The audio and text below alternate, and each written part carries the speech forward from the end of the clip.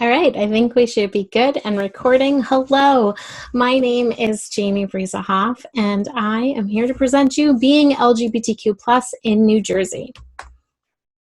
So a little bit about me to start.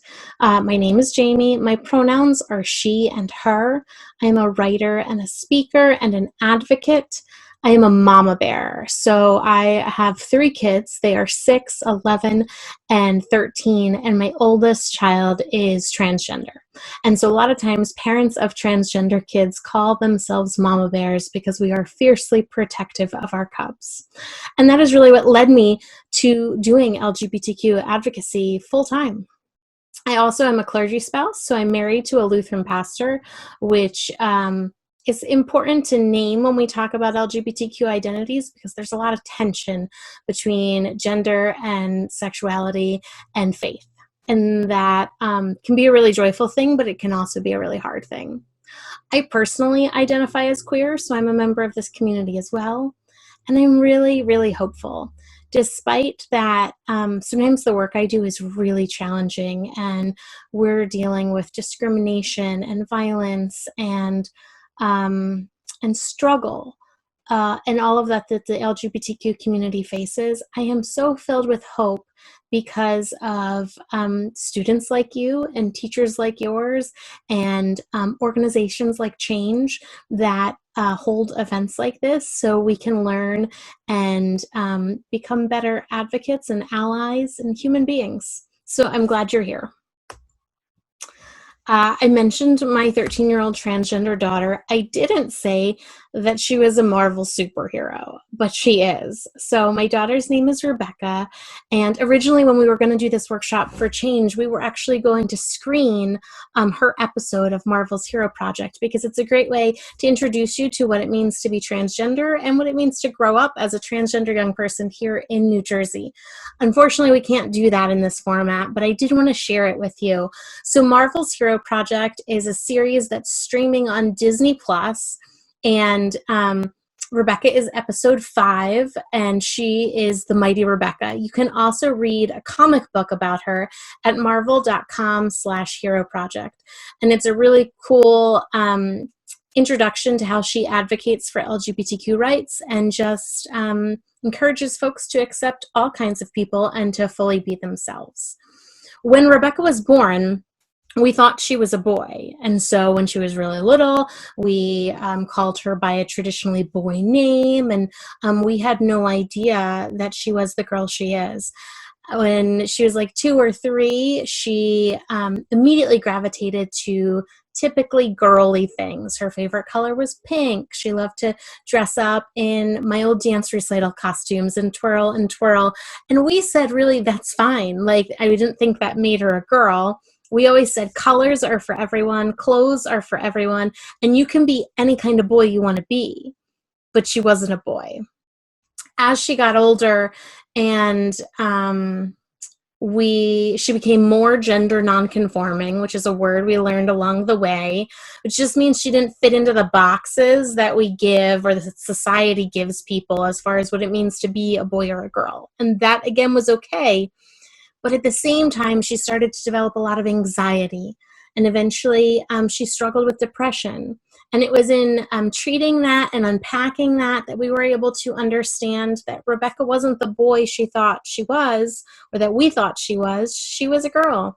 In her head and her heart, that's who she knew herself to be. And so when she was 8 years old, she transitioned to live as herself out in the world.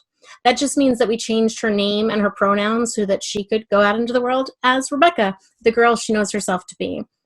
It's been 5 years since then. She's now in 7th grade and does her own advocacy, hence the whole Marvel Hero Project thing. So that's kind of the super short background about me and how I got to do this work and who Rebecca is. We're going to start with some basics just so we can all be on the same page together as we learn today. First and foremost, we talk about people over definitions. You may not know all the terms that I'm going to use or introduce you to, and that's okay. Listen and pay attention to how people are talking about themselves and then mirror that language back to them. You don't need to know all the words they use to describe themselves, but you can use the pronouns and the name and other descriptors that they use. Most importantly, we respect self-identification. So that means I'm going to trust that each of you know yourselves better than I could ever know you. And I expect you to trust that I know myself better than any of you could. And we're going to do that for everyone else we know. We are the authority on ourselves. When it comes to words and language, some of the words I'm using you may know, and you'll be like, I got this. Like, I use these words all the time, and I use a whole lot of others you're not mentioning. I can tell you that as I do this full time, I'm learning new words all the time, especially from young people like yourself. But a lot of these words may be new to some of you, which is why we go through them so that we can know we're all on the same page. So the other thing we talk about when we talk about learning anything new is we talk about curiosity. Curiosity is so, so good. It's what encourages and inspires us to learn more, and that's a beautiful thing.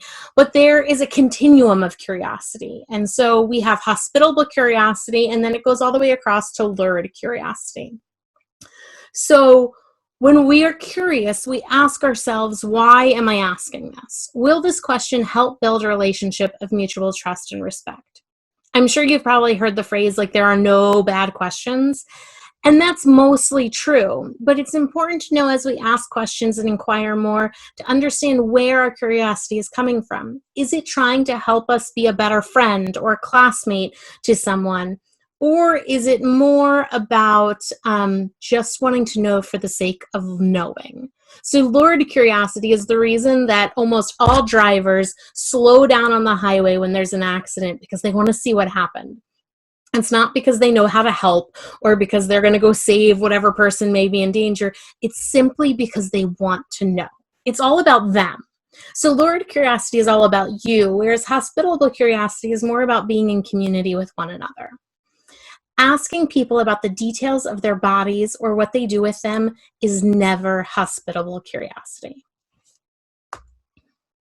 So when we talk about LGBTQ identities, the very first question, heck, life's first question, is which box are you going to check, boy or girl? Pink for girls, blue for boys, the whole thing. We ask this even before babies are born. And we talk about gender with these gender reveals, or when we're so excited if someone in your family is pregnant, or you know someone and you say, oh, do you know what you're having? Well, here's what we need to know. What is gender? Gender is not the same as sex. Gender refers to our beliefs, expectations, and assumptions about what it means to be a man or a woman. It's also a social and a legal status. So it appears on your birth certificate. It's on our driver's licenses. It impacts how you navigate the world. Gender is culturally contingent and historically contingent. So this means that if we traveled around the world and visited different cultures, or even visited with people who experience different cultures within the United States, they would have different expectations and understandings about gender than we might. If you go to Scotland, men wear kilts, which to someone else might look like a dress, and that's not something many men do in the United States. It's also historically contingent. So if we travel through time, there have been different expectations about what it means to be a man or a woman. So 100 years ago, it would have been pretty unheard of for a woman to wear pants, let alone to be a professional, a lawyer, a doctor, to show up in the world. A woman's job was, to cook and raise children, and that was a woman's place in society. Now, in 2020, we go, of course not. We don't blink an eye when we see a woman lawyer, a woman doctor, a woman doing anything, running for office. All of these things, over time, our understanding of gender and the expectations that go with it have changed. So when we check these boxes, male or female, boy or girl, we're working in a gender binary system. Binary means two. There's two options, female or male, boy or girl, pink or blue. And in this binary system, it follows down that if we are on the pink line, your sex is female, then you're attracted to men. And if your sex is male on that blue line, you're attracted to women. That's kind of like what everyone used to think was all there was. And we're moving away from that now. We're moving from a gender binary to a gender spectrum. We understand that there's much more nuance and diversity within gender, and that's not just simply checking this box or that box. But there's still a problem here on this screen. Can you see it? We have boy and girl, and they're in their, black and white coloring, and we go over to this gender spectrum, and we have boy all the way over to girl. But we also see that the colors get more feminine as we get towards girls. We have the dressing change. So a girl is identified as pink and in a dress, whereas a boy is blue in not a dress. When in reality, it looks more like this. Identity does not equal expression. There are a million ways and more to be a boy or a girl or a human. Boys can wear dresses, women can wear pants, we can have long hair, short hair, express ourselves to the world however we want to. It doesn't change who we know ourselves to be. So another way to look at this or to understand this is to look at a couple of different continuum. We have 4 that we look at when we talk about sexual orientation and gender identity. First is sex. So sex is what you were assigned at birth. So my daughter was assigned male at birth. It's what the doctors say either on an ultrasound, before a baby's born, or when a baby is born, we say it's a boy or it's a girl. That is their sex.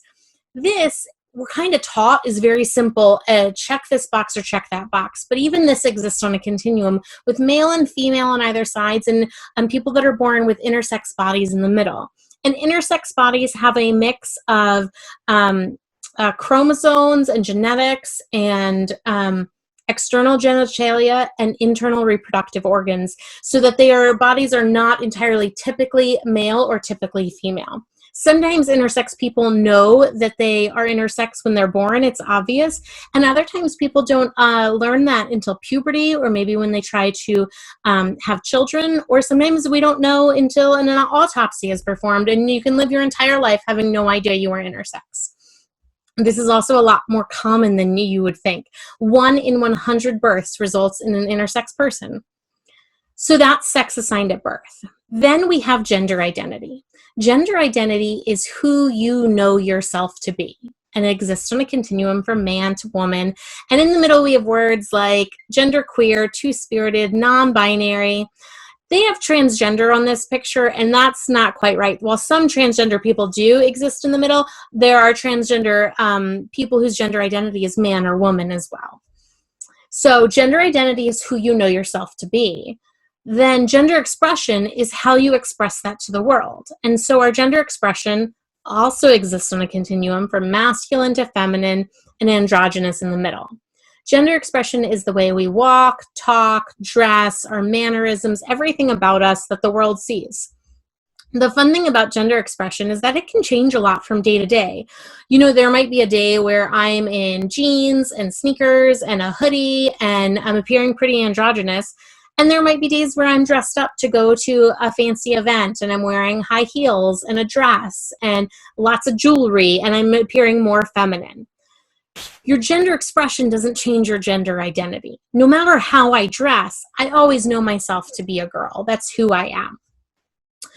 And then finally, we have sexual orientation. Sexual orientation fits under this LGBTQ umbrella, but it's totally different from gender, and this is so important. Gender is who you know yourself to be, whereas sexual orientation is maybe who you want to spend your life with or who you're attracted to. So it exists on a continuum with attracted to women and attracted to men, and in the middle we have attracted to all, both, or none.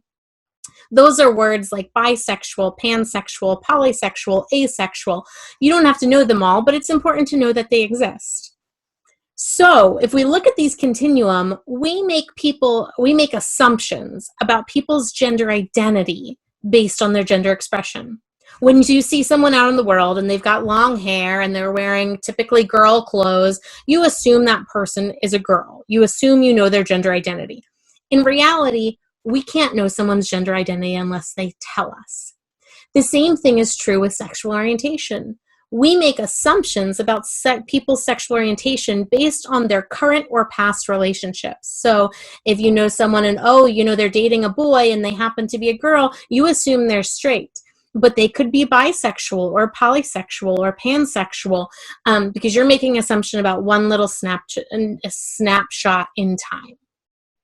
So those are our basics. And all of these pieces you can chart and figure out where you are. Like I say, maybe my sex is here, but my identity is there. My gender expression's here, my sexual orientation is here. And figure out who you are and where you fit.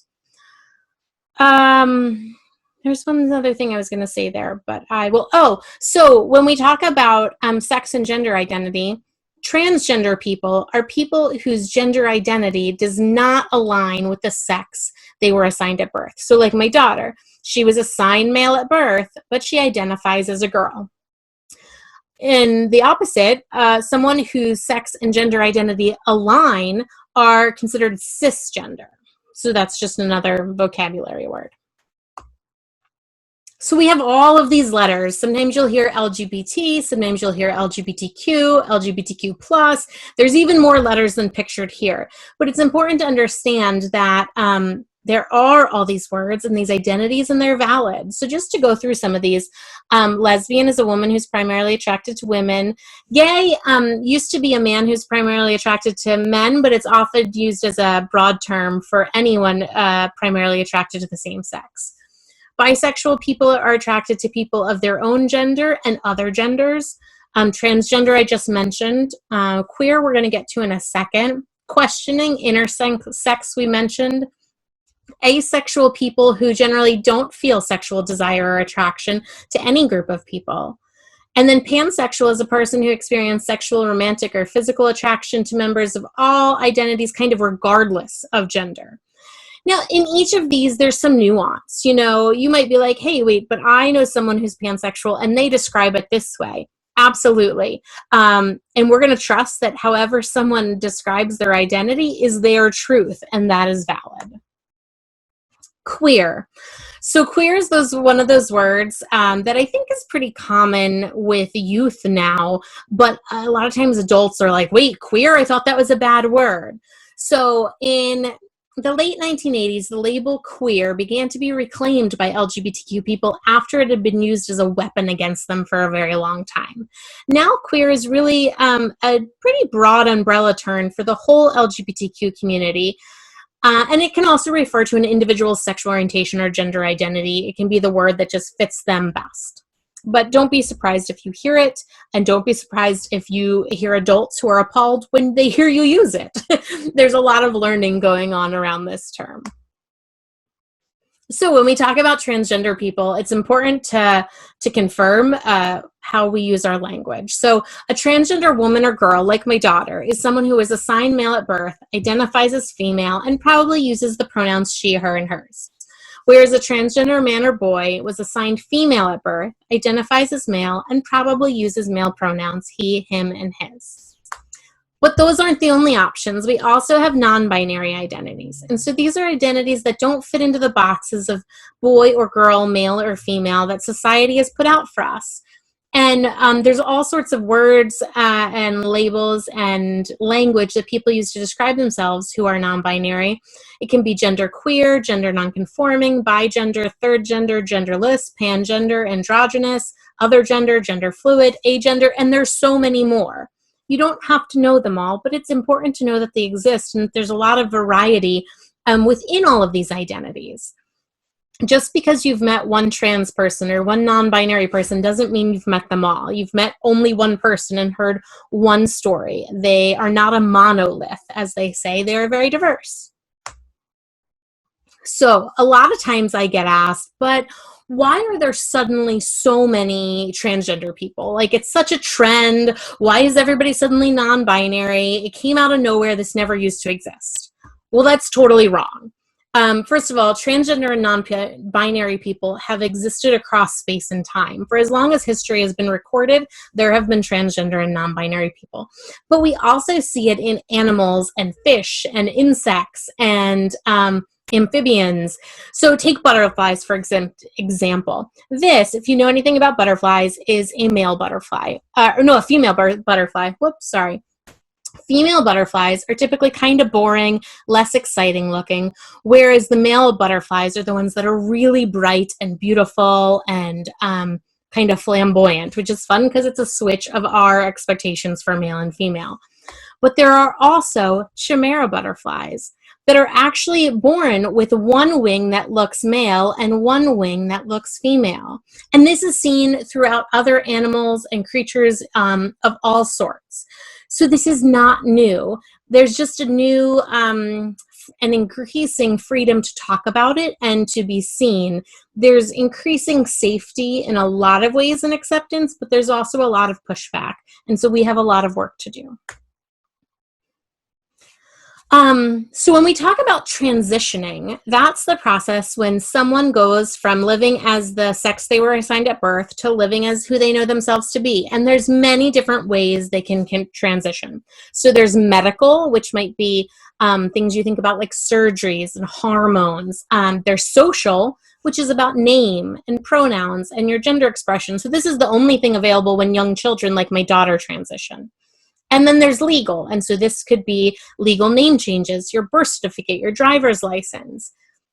You can transition in all or any of these ways. Transitioning doesn't make your gender identity more or less valid.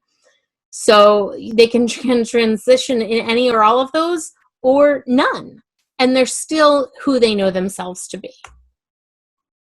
So what does the medical community say about all this? Well, they overwhelmingly and consistently say that transgender people should be supported in a gender transition and that being transgender is not indicative of mental illness or psychopathology. There is nothing wrong with transgender people. It's just who they are. So, issues facing LGBTQ youth. I want to say and put the warning out there that there will be some discussion of depression and suicide and anxiety in this conversation, just so you're not caught off guard by that.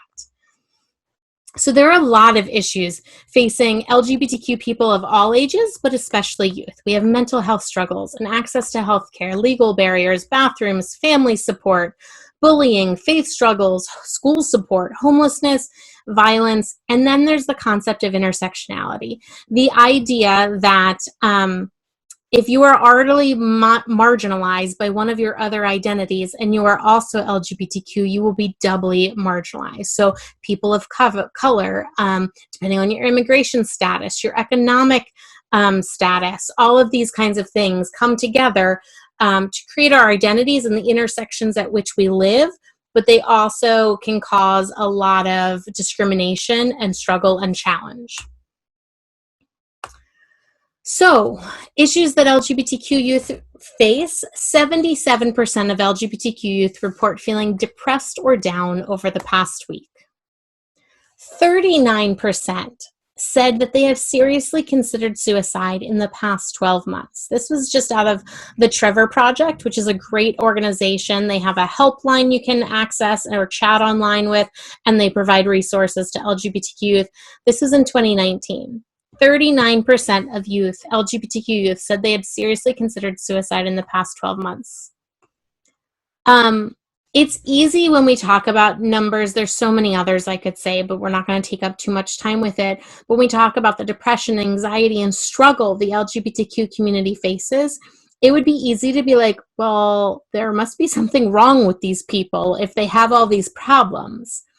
Except LGBTQ people don't struggle because there's something wrong with them. They struggle because of the society they're living in and the discrimination they face.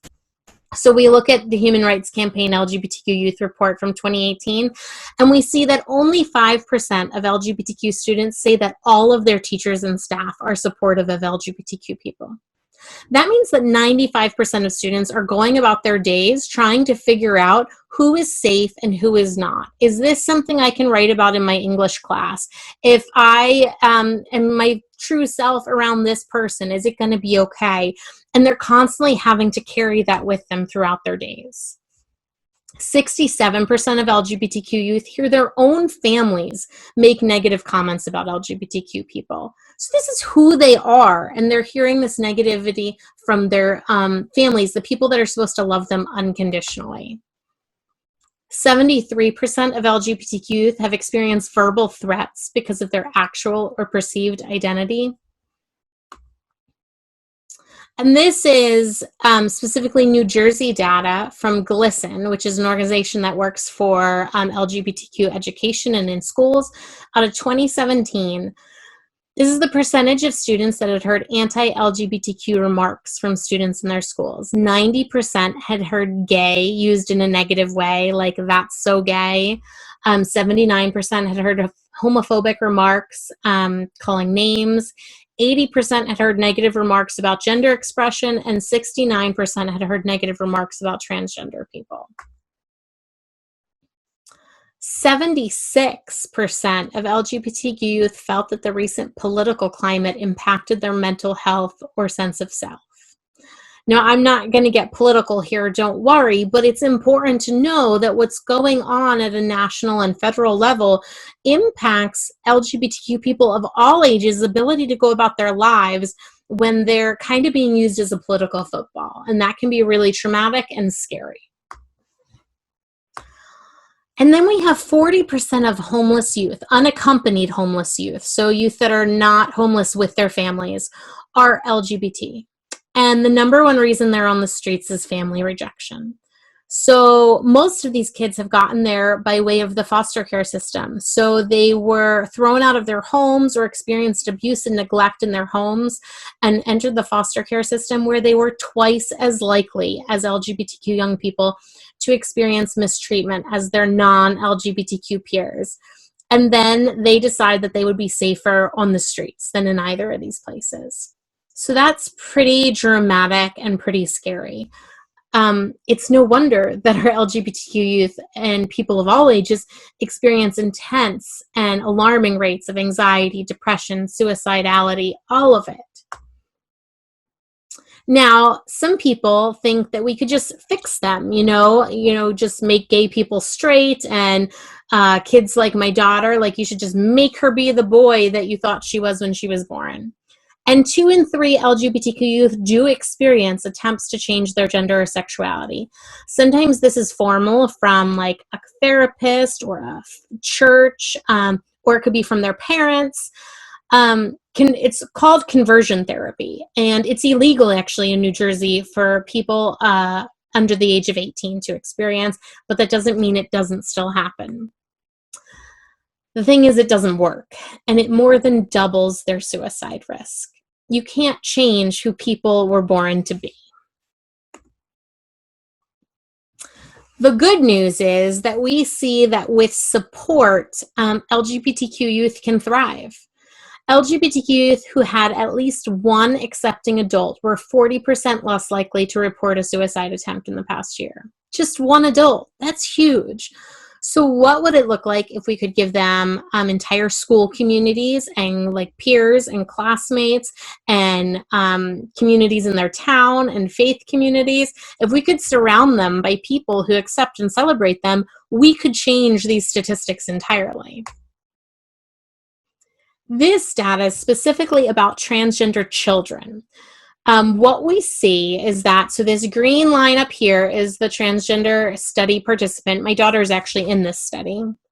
Comes out of the University of Washington. The red is a cisgender control. So it's a child the same age who is not transgender. And then the yellow is their cisgender siblings. What we see when children are supported and affirmed and allowed to be themselves is that their rates of depression and anxiety are comparable to that of their cisgender siblings and peers. So they're no more depressed than the average person when they're supported and affirmed and allowed to be who they are. We do see a statistically relevant uptick here in anxiety. But if we go back through all that data, that totally makes sense. Think about what they're facing on a day-to-day basis, trying to figure out who's safe, is it okay here? That's going to increase anxiety even just a little, which is what we see in the data. So support and safe spaces literally save lives. So New Jersey is actually a pretty great place to live when it comes to LGBTQ rights.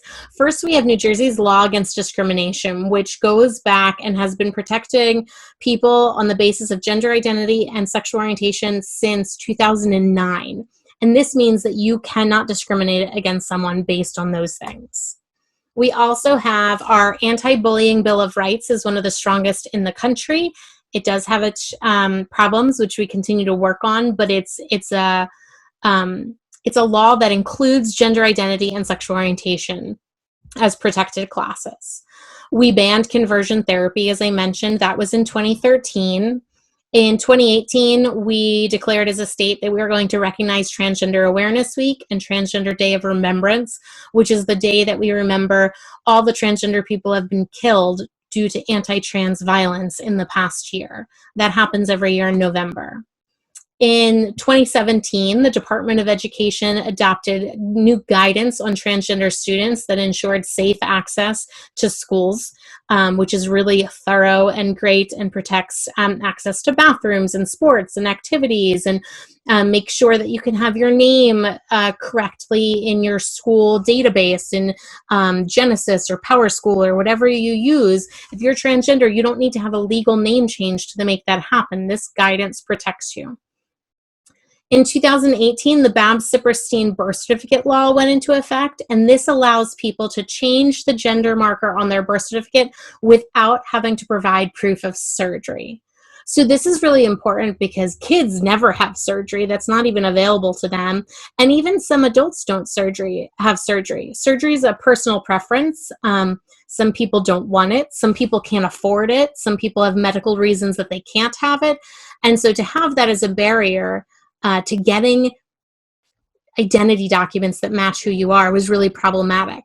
This law also adds a non-binary gender marker on birth certificates so that you can be marked non-binary and have that identification. And then finally, we have the 2019 LGBTQ Inclusive Curriculum Bill. So this goes into effect in the fall and is really exciting. It requires all New Jersey public schools to teach starting in middle school, so whether that's 5th or 6th grade, depending on your district, teach the social, political, and economic contributions of LGBTQ people. That's huge. And that's not just in history, it's in language arts. So if you're reading about authors, you're going to learn about queer authors. If you're doing math problems, maybe the examples in your word problems will include families that look different than yours or people that look different than you. And you'll learn also about the historical contributions. That curriculum will be integrated year-round across all relevant subjects. So like I said, why do we need this? Well, LGBTQ youth deserve to see themselves reflected in the classroom. You can't be what you can't see. And so celebrating the enormous positive impact LGBTQ people have made to our country is huge and important. It also impacts the peers around you. Schools with inclusive curriculum have lower rates of bullying, harassment, and intimidation. And students in schools with inclusive curriculum are less likely to skip school.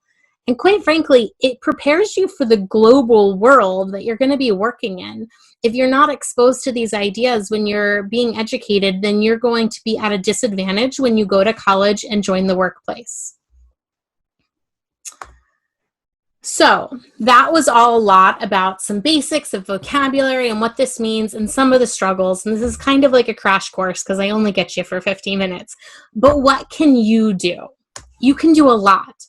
First, respect all gender identities and expressions. There are infinite ways that gender can be expressed. Be careful to not tell people to act more masculine or feminine.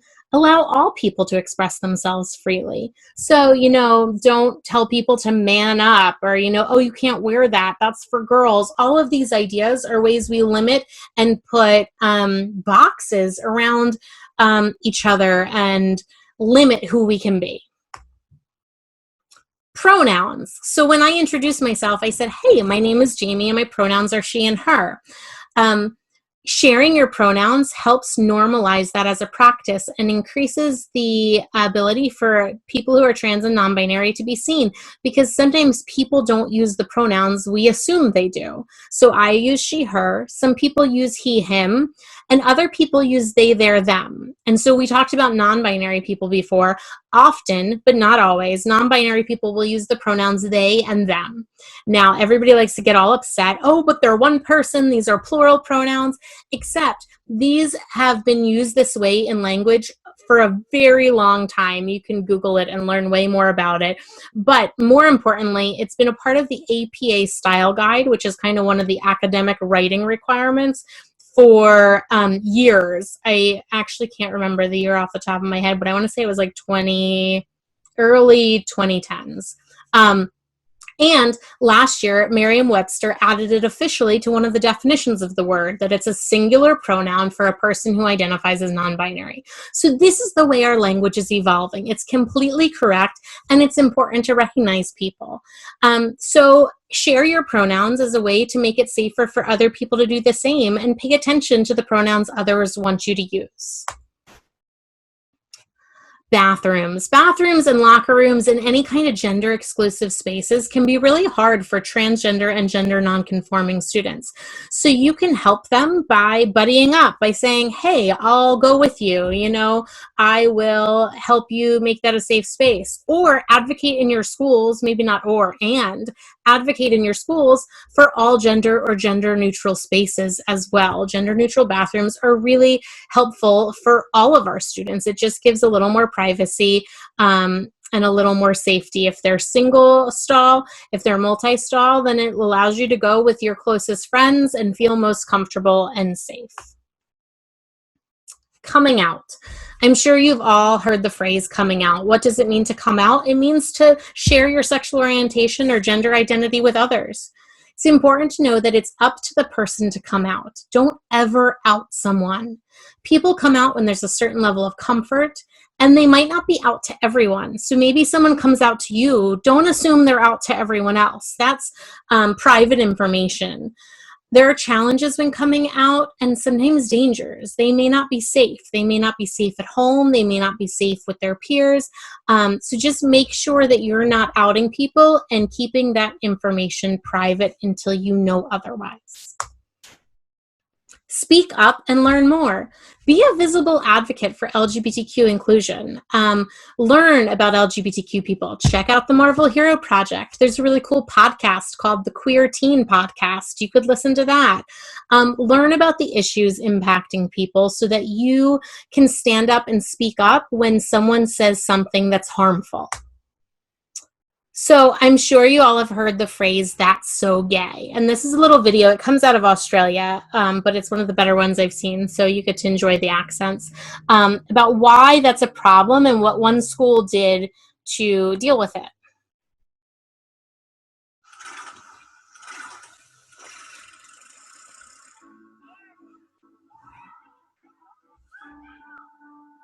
I've heard people describe as gay, shoes are gay, haircuts are gay, drums are gay, homework is gay, music is gay, art is gay, exams are gay. You can use so many other words to describe that instead of saying, oh, that's okay. You could use that so out of date, that's old fashioned, or that's so last year or last season. There's so many different things you could say.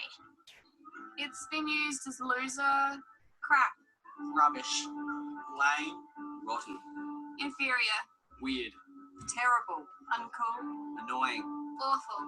bad.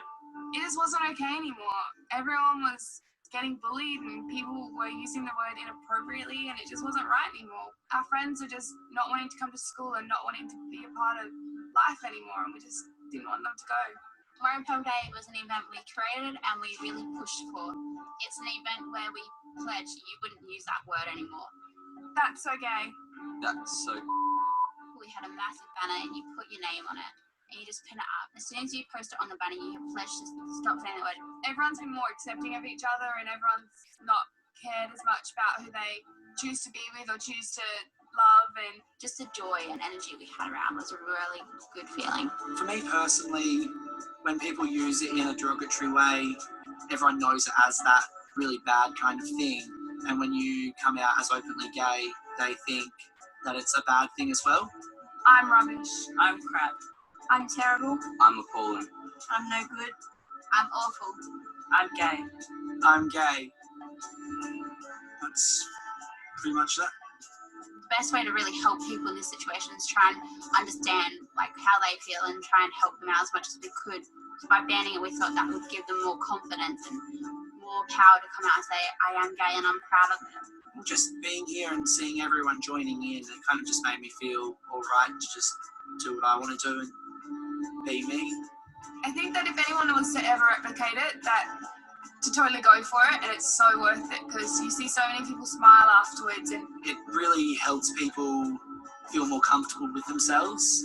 At the end, you do know that you've made a difference, and it might just be a little one, but it's different if you're made in someone else's life. And even if it's only one person that you're making feel comfortable, that's still one person that's going to be better off. I think that's all from me.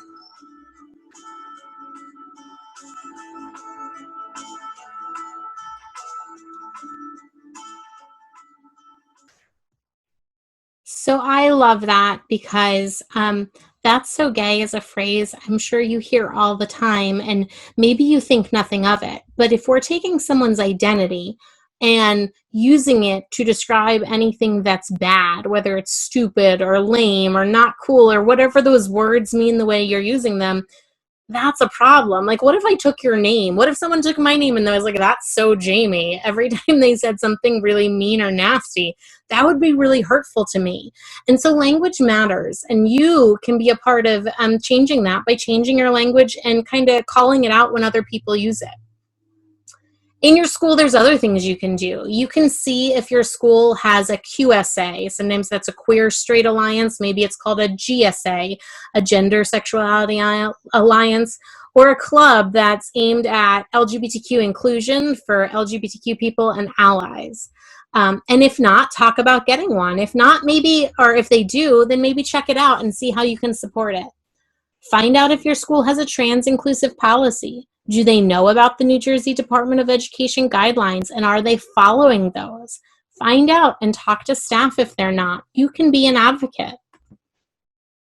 You could create a bulletin board to display about what you can do to support LGBTQ youth. You could do an inventory of LGBTQ inclusive resources at your school, like safe space stickers, or make visible signs to show that people of all gender identities and sexualities are welcome here. You could collect LGBTQ inclusive books for your classroom or library. Okay, so this is one of my favorites. Representation matters. Have you ever heard that phrase?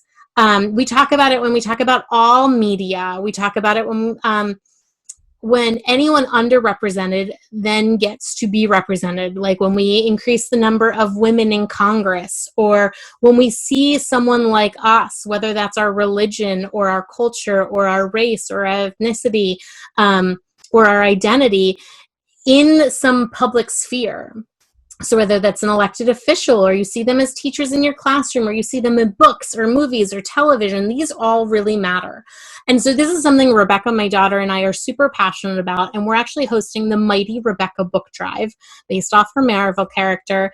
And you can find out more about it at the website here, mightyrebecca.com/book drive. But basically, we are collecting donations of LGBTQ inclusive books to get into New Jersey schools, libraries, and organizations. You can even go there and nominate your school to be a recipient of these books we're collecting. So books really matter. When you see yourself in a book, you know that that's like real, and that there are people like you, and then you know that your peers are reading about people like you, and that changes the way your classmates think about your identity. All of this is really, really important. So that's another way you can help. Advocacy. You can follow organizations like Garden State Equality for New Jersey advocacy things, or the National Center for Transgender Equality, or also the Human Rights Campaign isn't listed here, but it's super awesome. to find out what's going on with LGBTQ rights, with bills making their way through Congress. You can write letters to your elected officials, whether that's in your town, on the state level, or on a federal, national level, and say, this matters to me. What are you doing about it? Those things matter. They want to hear from you, and your voices matter. And reach out to your local libraries. Just like in your school bookshelves, what are the kind of books you can find in your library? Request that they purchase some LGBTQ inclusive books, or nominate them to receive some Mighty Rebecca Book Drive books. The more we can offer opportunities to see ourselves in books and learn about people who are different from ourselves in books, the better human beings and friends and family members we are, and also the better we're equipped to thrive in a very diverse world.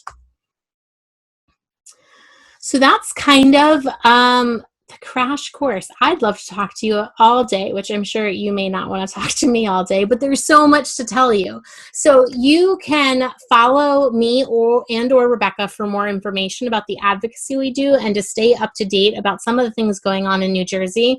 This is my website, jamiebruesehoff.com, and I'm Jamie Bruesehoff on Instagram and Facebook and Twitter. And Rebecca has her own public pages where she talks about her Marvel project. She is now a Gender Cool champion, which is a really neat storytelling campaign about transgender and non-binary kids sharing about who they are instead of what they are.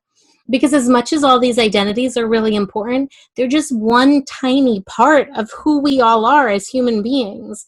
Rebecca happens to be transgender, but she's also a field hockey player and plays clarinet in the band, and she performs in musicals, and she loves to sing and dance and binge watch cooking shows and bake so much. These are all things that make up who she is. So Rebecca can be found, she's on Instagram as The Real Rebecca, and then on Twitter and Facebook as Mighty Rebecca.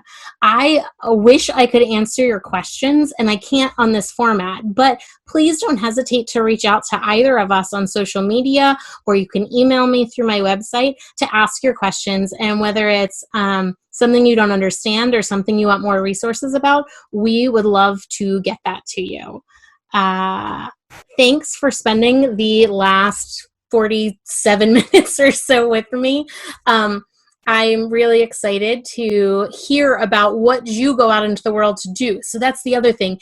Email me with questions, yeah, but even better, tell me what you went and did. Did you recommend a book? Go nominate your school to receive Mighty Rebecca Book Drive books, or did you talk to your school about having more inclusive language somewhere? All of these things are ways that you can actively help make a difference for LGBTQ people of all ages. Because it starts small with one little change in your school, but then everyone that hears and knows about it takes that with them when they go. And so if we can change schools and faith communities and community centers and businesses, then we can help create a more inclusive and supportive world for people of all gender identities and sexual orientations. So thanks for hanging out with me, and go learn. I can't wait to hear about it.